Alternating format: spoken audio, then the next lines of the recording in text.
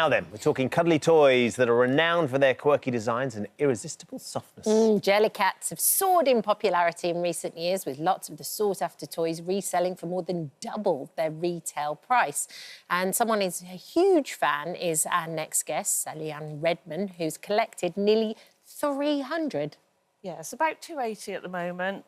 Wow. But I've seen what's coming out this year. So you're excited about the future purchasing? And so how many do you have here, Sally? In the studio, I've actually got 130 because I brought a few more.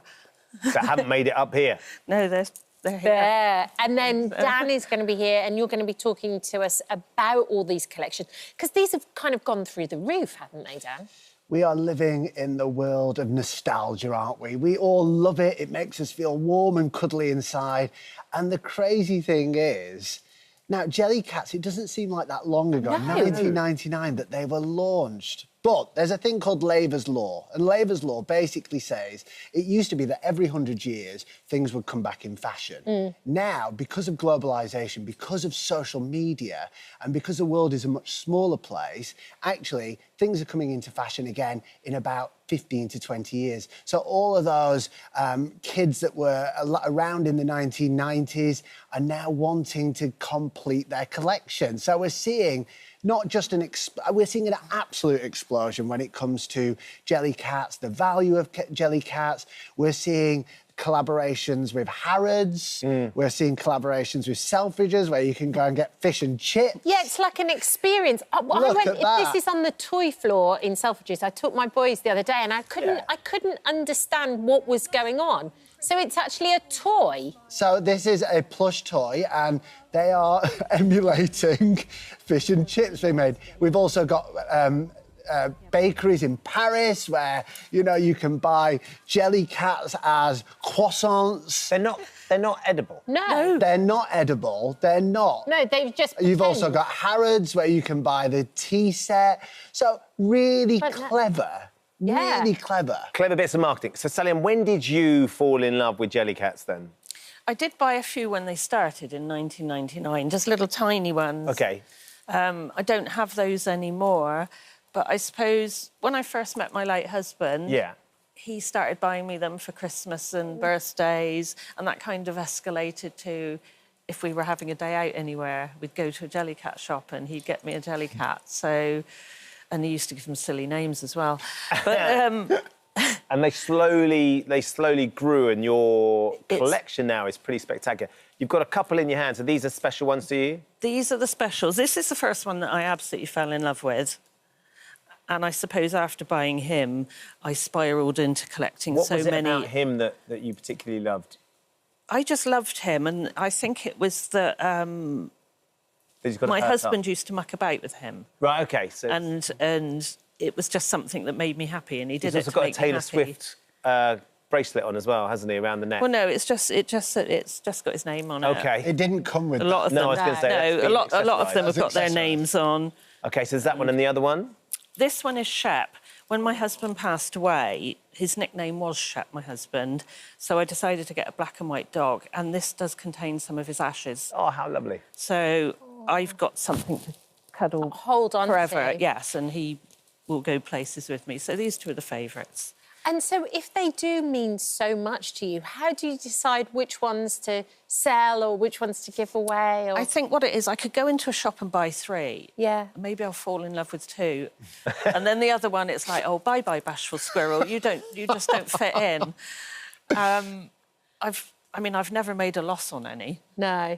And why? They've doubled in value. Oh, my goodness. What kind of figures are we talking? Not just doubled, some of them have tripled, some of them have gone up 10 times. So, for example, even the new one in Harrods, the tea set, which is going for about £100, they're now going on the internet for £200. And someone on the internet is actually selling 2 sets for £429.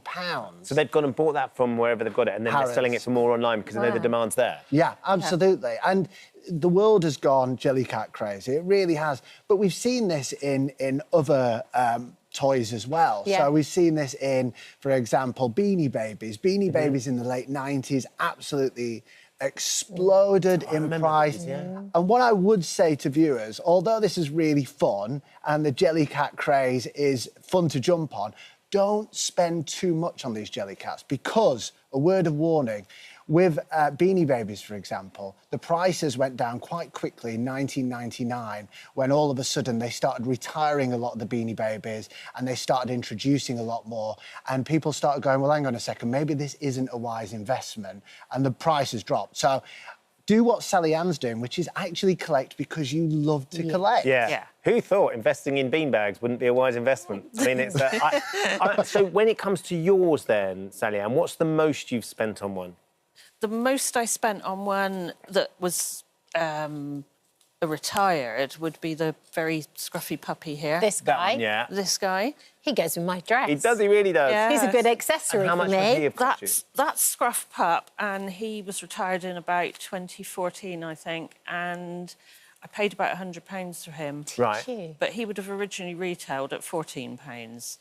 But then you've also sold pieces of your collection. So how much money have you made from the pieces that you've sold as well? Well, I've never added it up, but sometimes I sell ones that, like I said, I don't fall in love with, and that gives me some money to buy one that I really do want.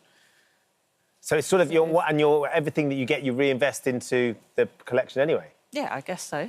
Yeah. So, Dan, if we were to offer some sort of sense of what the value of the collection is, what do you take on it? Well, first of all, when we look at Scruff Pup there, yes. He's not talking about me, ladies and gentlemen. Yes, I am. No, it really does accessorise beautifully with your outfit. Yeah, so Scruff Pup, you paid quite a lot, £100. Yeah. On the face of it, you paid it too much. However, they are starting to now sell occasionally for £100 in great condition. So actually, you've broken even.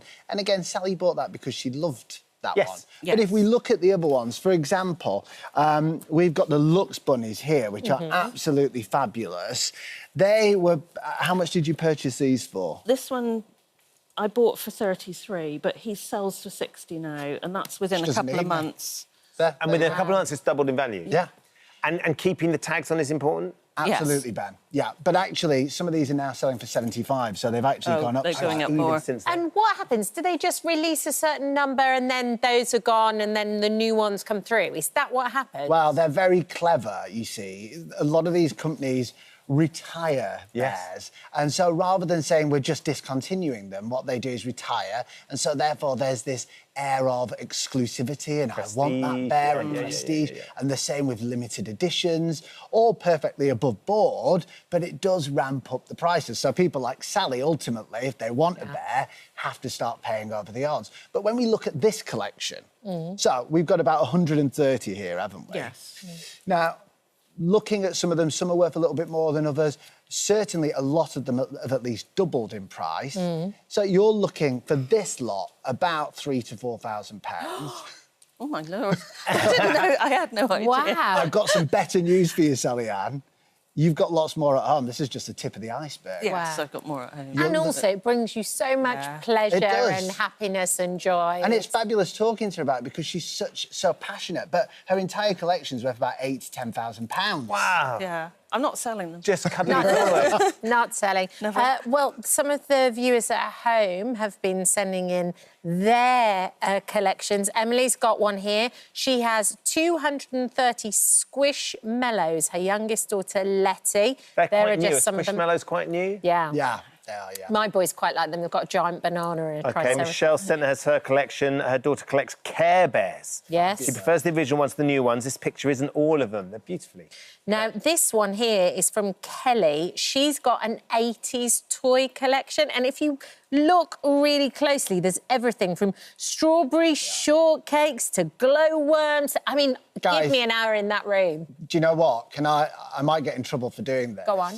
But I would love it if we could arrange for me to go and see this viewer and do a trash or treasure with them because that is an amazing collection. Yeah, Shall we as soon do as we it? showed Come Dan on. that picture, his eyes lit up. He would love Kelly to be able to come and actually properly examine what you've got. That would be amazing, wouldn't it? Yeah. Jasmine has sent a picture of her Mimi and the Goo Goo collection she's had since she was a little girl. She's 33 now. Yeah.